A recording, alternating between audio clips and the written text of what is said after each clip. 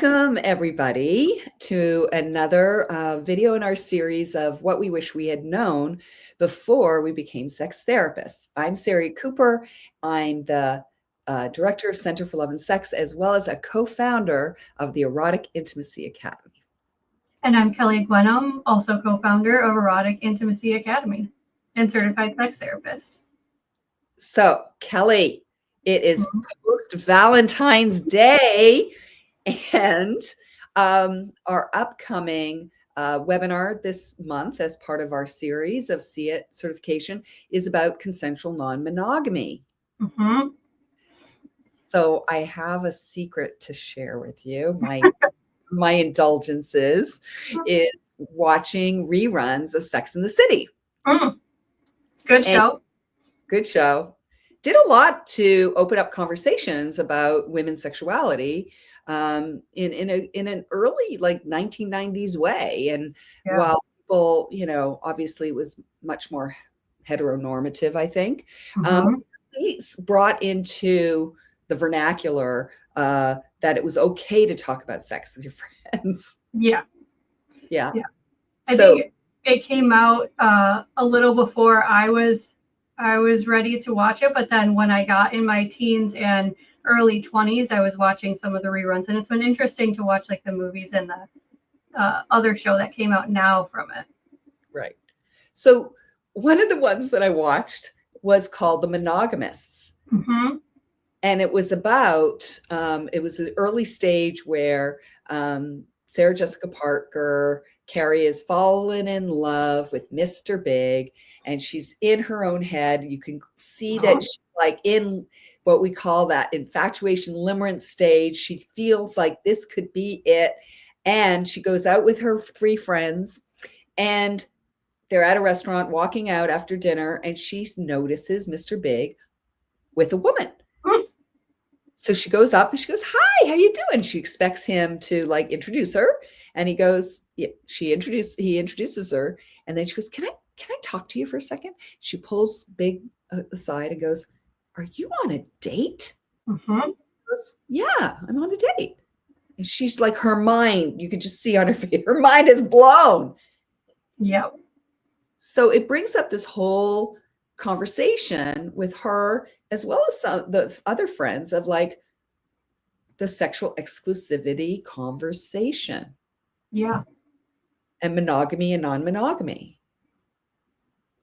And I think a lot of people, sometimes also conflate that with like the "what are we" conversation, where those can be two very different things. I mean, they could also be the same, but you could be on the same page or not on the same page about sexual exclusivity, even from the beginnings, because some people, once they are dating, they only want to be sexual with one person and not with other people, where other people don't have that same expectation. And I see this time and time again in my practice. I don't know about you, but it's something that comes up a lot.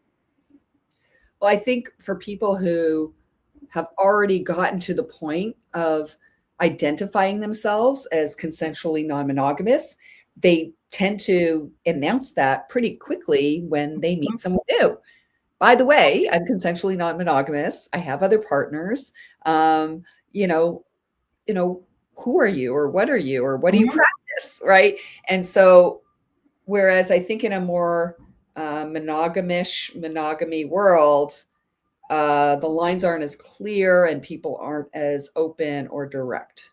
Yeah, and I think, with dating apps, which we touched on last week, a lot of people who are consensually non-monogamous put it right in their dating app, that in their bio, right, that they either says like E&M or C&M, so that people know right off the bat that, or if they're partnered, or if they're like, looking for a partner or looking for other partners. And I've noticed, because we're both licensed in many different states, I've noticed a difference geographically on how prevalent this is, and then how people react to it. New York City, it is a big thing, or I've seen a big thing in like dating, especially in 20s and early 30s, where my clients in like South Carolina or Florida, they're not really seeing that as much. It's not something that comes up. There's other things in dating that come up, but that prevalence of like, oh, I already am non-monogamous. Let's have a conversation about that. It's an interesting observation about the geography and the dial of what is considered normative, right? Which is if you yourself are monogamous and looking for that, you assume that the person you're dating also wants that too, which is what happened in that episode, right? Yeah. Wait a minute. I've been falling in love with this is all in my own head. Like what I thought I had was not exactly what he thought he had. Like he's not feeling guilty about it. He's like, yeah, I mean, yeah, I'm seeing other people. Like, and they didn't talk about it like that. Something, and this is kind of an aside from being a sex therapist, but something that kind of always blew my mind is like how indirect people are about communicating. And so then there's so much miscommunication and leaves room for these kind of conflicts that come up just because you're scared to have the conversation, or you even just don't think about it, right? Because you assume you're on the same page. Right. So I think there's this, in dating, there's the talk, and the talk has to do with exclusivity if you're in that monogamy world. And so it leaves this like leeway for people to be unclear. It's kind of permission giving in that way. Yeah. I got wind, there's a new, I don't know if it's a podcast or a book, I have to look it up. But this woman was writing about her college experiences. And as we know, the hookup, experience is the de facto expectation for males, heterosexual males on college campuses. And so whether or not a woman wants that, it's sort of like the main thing that's on offer. So they can't even feel empowered or have the agency to say, ask for what they're actually looking for, because it's not on offer. It's not the norm, and they don't want to look like they're not cool. Yeah. And I think that's a huge thing. It's like not wanting to look cool, not being like the chill person in the relationship, or even like looking like you're more interested. So then you're being vulnerable by looking like you're more interested than the other person, and maybe getting rejected by them because they want to see other people. And so really being able to be rooted in like, no, these are my values. These are the things that I want. And having that conversation is super important. And I know like, being especially college age, late teens, early 20s, you sometimes don't know exactly who you are. You're figuring it out, right? This is the coming of age time. And so you might not be completely rooted in that. But that can also extend into your late 20s, early 30s, where you're still feeling uncomfortable having that conversation because you don't want to be rejected. But maybe the reasons are different. Maybe you feel like, well, now I'm in my 30s. I should have this long-term relationship. I should be getting ready to be married. And if I have this conversation, I'm going to scare them off. So I'm going to, be the chill person and just wait and see what's going to happen. But then there can be a lot of hurt feelings there, like what happened in Sex and the City with Carrie and Big. Right. And I think the other question I think that, I have and I play with and I talk to clients about is, the difference between being ethically non-monogamous and having casual sex. Yeah.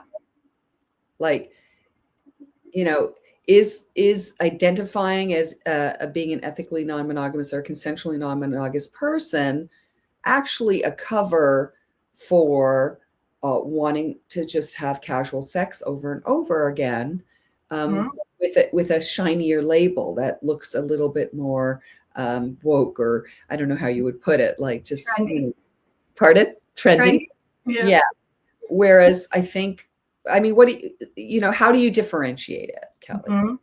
So I think for me, differentiating it would be like, are you if you're ethically non-monogamous, what does that actually mean to you? Is it that you want to like have casual sex as a way to like hook up and seek a relationship, but then once you're in a relationship, you're monogamous?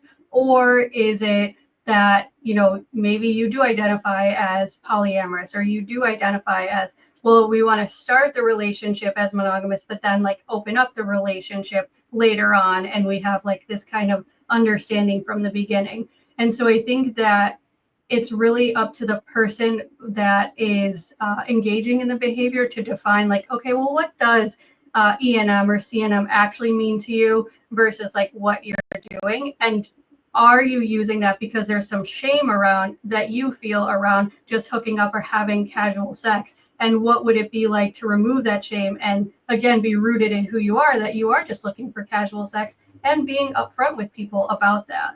Right. Because I think with the CNM E&M label, really there is an expectation of understanding yourself and having some sort of commitment to the person. And I'm not saying commitment like relationship commitment, but you're open and transparent, where casual sex is more like, maybe we hook up one time, it's a one-night stand, or we're friends with benefits. And that's completely different than CNM or E&M. Yeah, I think the CNM and E&M have more to do with being connected, being authentic, communicating what you would like and asking what the other person would like. It's a mutual agreement. It's not just one person laying down their expectation and that's the end of the conversation. It's a kind of organic thing that it kind of moves along and maybe changes and requires more discussion and maybe